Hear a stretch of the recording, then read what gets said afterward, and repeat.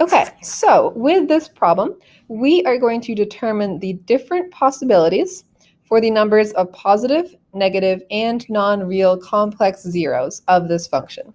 So figuring out how many positive zeros we have, with how many negative, with how many complex. Let's remember this is your Descartes Rule of Signs. So the first thing we can do is figure out our positive zeros. So let's try to figure out our positive zeros.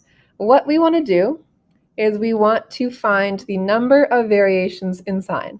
So we go from positive x cubed to a positive 2x squared, so no variation in sign there.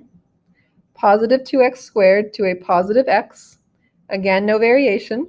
And then a positive x to negative 10. So that gives us one possibility. And so remember, it's the number of variations in sign or the number of variations in sign less than a positive even integer. If we subtract 2 from this, we would get a negative number. So we don't need to worry about that second condition of this rule. So we only have one positive zero. The other thing we need to look for is our negatives. So let's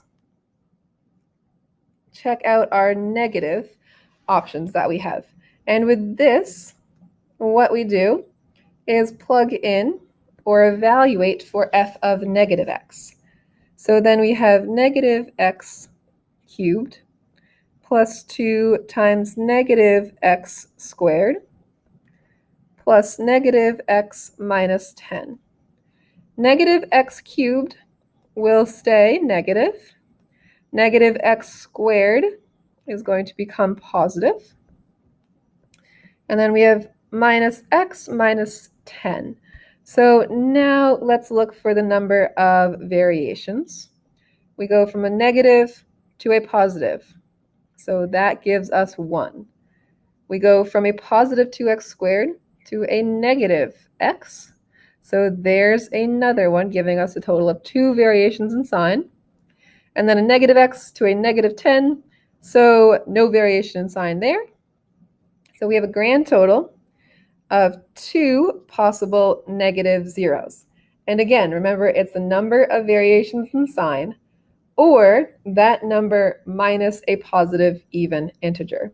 So we either have 2 negative zeros or we have 0 negative zeros. So with all of that information, let's write down our possibilities. So our possibilities,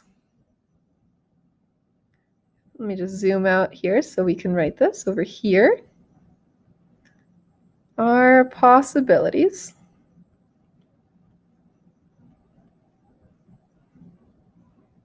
we could have 1 positive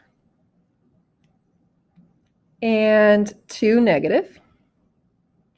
These are possible zeros. So 1 positive zero, 2 negative zeros.